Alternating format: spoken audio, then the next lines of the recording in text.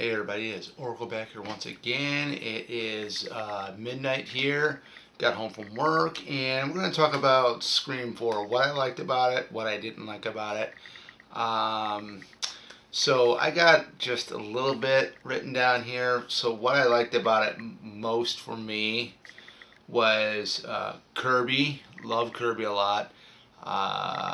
She definitely is a big horror fan.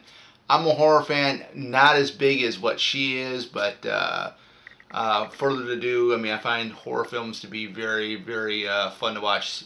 Certain ones, but I just really loved her character in Scream 4 and also in Scream 6 when she came back. Judy Hicks, I love Judy Hicks in this one. Very quirky, very, very funny, very, very goofy, off the top. It's just it really brings the comedy aspect of it in there, especially the one scene when she's checking after Dewey's checking the pulse of one of the victims. She does the exact same thing on the same victim that Dewey checks the pulse on, or whatever what he was doing.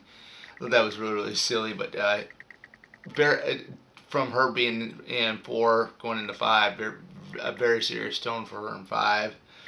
But yeah, Judy Hicks and Kirby were my two favorites in Scream 4, along with the I want to say, you really want to say the legacy characters, but I called them the trio: Gail, Dewey, or Sydney, Gail, and Dewey. I love Gail in this one. There was just something about how she is. She's a go-getter. She's out there to try to get leads on the new Ghostface killings and stuff. And of course, this is at the time where David Arquette and Courtney Cox, they were divorced when they made this film, and you probably can see a little bit. I think there was actually a little bit of tension there when they were on screen together, and here and there. But Courtney Cox, I really loved in this film. Of course, I love her as Gail Weathers in all of them. Even including part 6. Nev Campbell, great as ever in this one. Just a great performance. Um, David Arquette is Dewey again. A little strange because his character is now the sheriff of Woodsboro. He had to retire from the police force after his injuries from the first film. Of course, he had the limp in the second film. He didn't have the limp in the third film. If he does, I might not have recognized it, but all I remember him is walking normal. You get the 4, he's walking normal. He's the sheriff of Woodsboro. You get the 5, he has that limp back again, and he's all run down. But yeah, he was enjoyable in this film too. One of the other things I did like was I loved Emma Roberts' character, Jill Roberts. I really, the spoiler alert. I mean, her being the killer, one of the killers, really blew my mind away. Because I remember seeing Scream 4 in theater with a buddy of mine back in 2011. And, the scene where she's actually doing all that crazy stuff to herself in the film, me and my buddy were just like, our mouth kind of dropped wide open, especially when she jumps up in midair, lands on that glass table. What a moment. I mean, what a moment. Even though I think that was the stunt double. It wasn't, actually Emma Roberts doing that. But, I mean, it was very, very shocking, as I can say. The thing I didn't like about it, though, is I had to think about this really, really well, because Scream 4 is different from the other Screams, or different from the first 3 that came before it.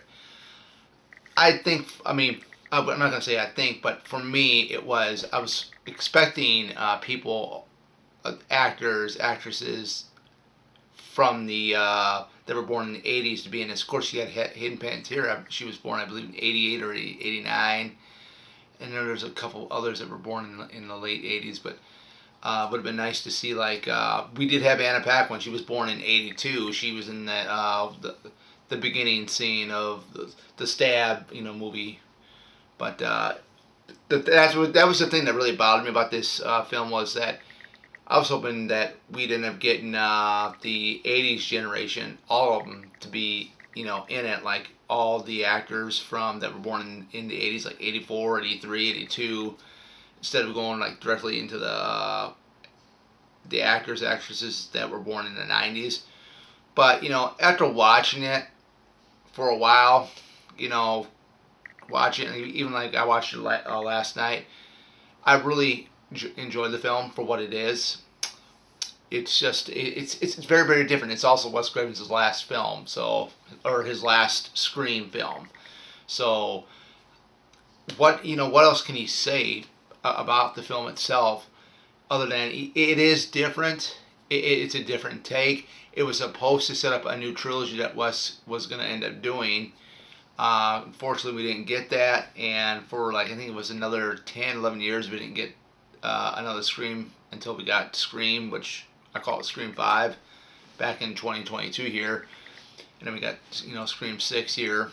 So it really was mind-boggling. You have the standalone Scream 4 film along with the three previous films, and I'm like, it just doesn't make any sense, man. Are they gonna make another one? I hope they do, and we actually did get one from Radio Silence. So, Scream 4.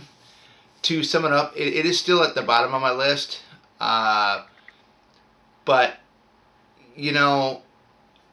each of these Scream films are very very solid. They're very very interconnected. They connect really really well, which is great. You don't see that in a lot of franchise like horror franchises at all really too often. The only one you really saw that with was the Anthony Perkins Psycho films. How connected those were.